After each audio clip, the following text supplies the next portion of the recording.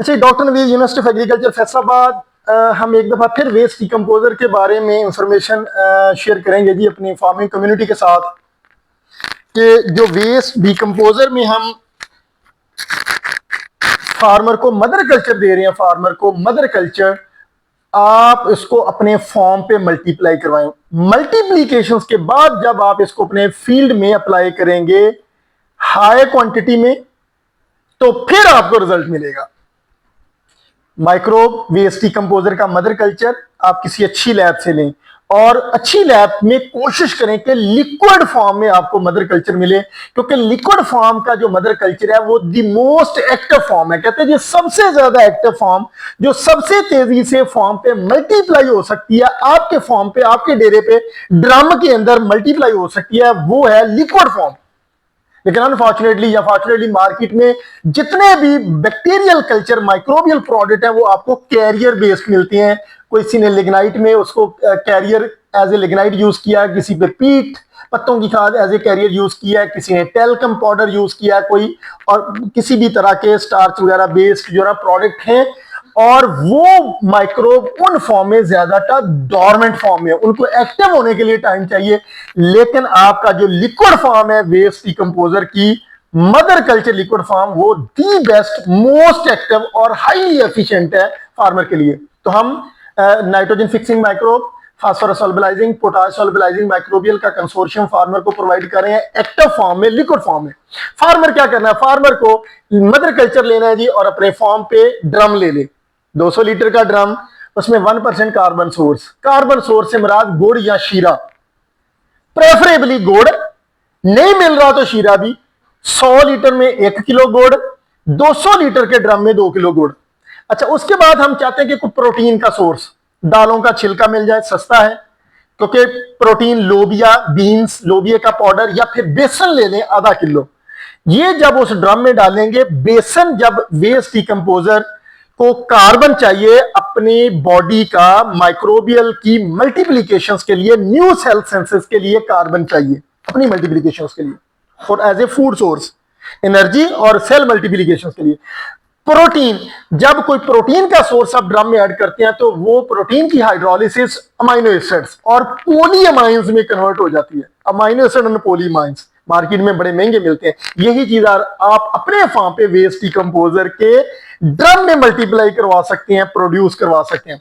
Starch, तीसरा चीज starch. ये स्टार्च चावल का टोटा या चावल के पानी की पिच, या फिर आप स्टार्च मक्की का भी मिलता है, मक्की का आटा।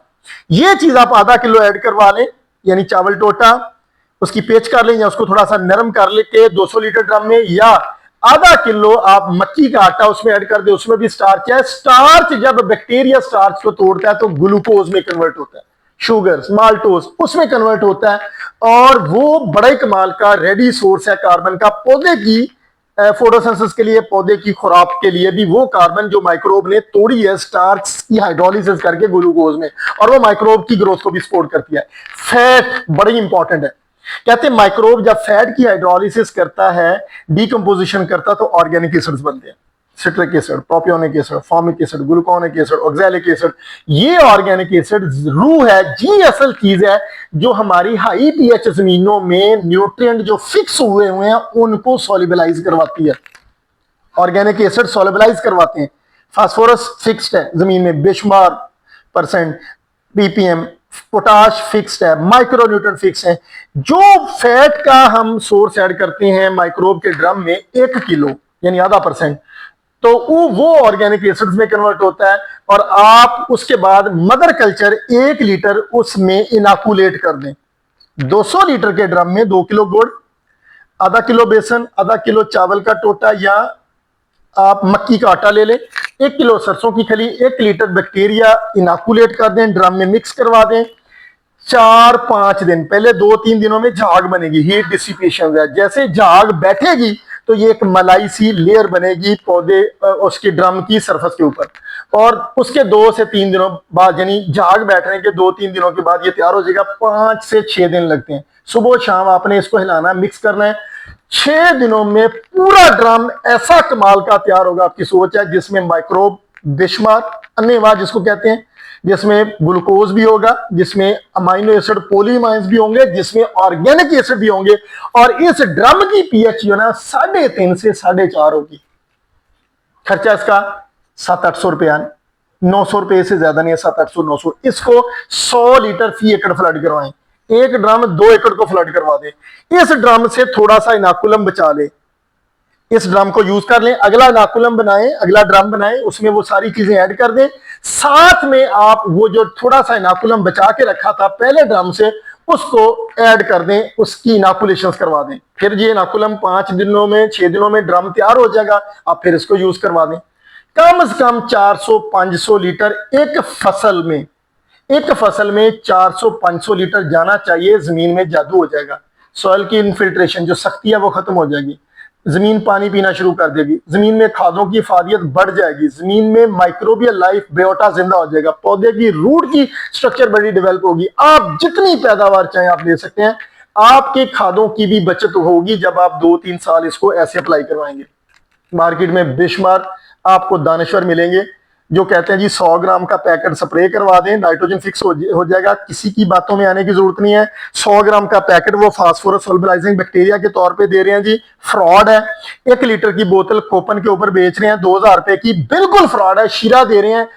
कोई प्राइवेट सेक्टर में कोई बंदा, कोई कंपनी आपको क्वालिटी इनाकुलम दे ही नहीं सकती, ना उसके पास ऐसा इंफ्रास्ट्रक्चर है जो हमारे पास यूनिवर्सिटी में है। 1 करोड़ रुपया चाहिए एक अच्छी माइक्रोब की लैब डेवलप करने के लिए, तो किस माइके लाल, किस प्राइवेट सेक्टर में, किस ये जो आपको सोशल मीडिया पे बैठे सूडो साइंसदान जो बेच रहे हैं उनके पास, किसी के पास भी नहीं है, सब फ्रॉड है। एक तो अखीर है, अभी कुछ दिन पहले एक बंदे ने ऐसी वीडियो बनाई है दानश्वर ने, जिसने ये कहा है कि हमारी जमीनों में नामियाती मादा नहीं है तो बैक्टीरिया डालने का फायदा नहीं है, उन जमीनों में डालें जिनमें नामियाती मादा। पाकिस्तान की सॉइल की स्ट्रक्चर ऐसी है, क्लाइमेट पाकिस्तान की हार्श है, आप जो भी ऑर्गेनिक सोर्स सॉइल में ऐड करते हैं, हाई टेम्परेचर जो राउंड ईयर आपको मिलता है वो माइक्रोब की डिकम्पोजिशन से सारा CO2 बन जाता है। याद रखें, जमीन के अंदर माइक्रोब खुराक कहां से लेगा? इकोसिस्टम में ये पौधों की बाकियात है, पत्ते गिर रहे हैं, पौधों की टहनियां गिर रही हैं, रूट्स की डेब्रेसेस है, ये पौधे की कार्बन का सोर्स है, ये पौधे की सेल मल्टीप्लीकेशन में रोल प्ले कर रहा है, ये माइक्रोब को सोर्स ऑफ एनर्जी दे रहा है, ये उसकी मल्टीप्लीकेशन है। और सबसे बढ़कर पौधा जो अपनी खुराक तैयार करता है फोटोसिंथेसिस के साथ, वो जो फोटोसिंथेसिस में खुराक बनती है, आधी खुराक पौधा खुद यूज करता है अपने बायोमास में, आधी खुराक रूट के जरिए, रूट एक्सुडेशन की फॉर्म में जमीन के अंदर माइक्रोब को देता है, हम उसको रूट एक्सुडेट कहते हैं।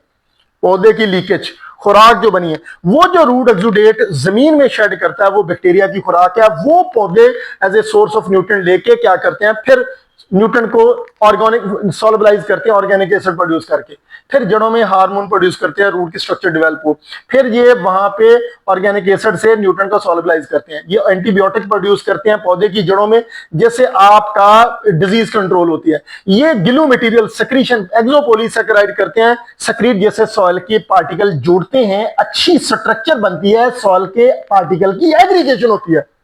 ये जादू है। किसी दानश्वर, किसी मार्केट के जो जाली झूठे दानश्वर उनकी बातों में नहीं आए। ये हमारी 25-30 साल की रिसर्च का नतीजा है। एक अच्छा लिक्विड मदर कल्चर किसी यूनिवर्सिटी से लें, हमारी लैब से लें, उसको अपने फॉर्म पे मल्टीप्लाई करवाएं, फिर उसको 400-500 लीटर अपनी जमीन में फ्लड करें और फिर जादू देखें। इंशाल्लाह आपको बेहतरीन पैदावार मिलेगी, आपका एक्सपेंस कंट्रोल होगा इंशाल्लाह। Thank you.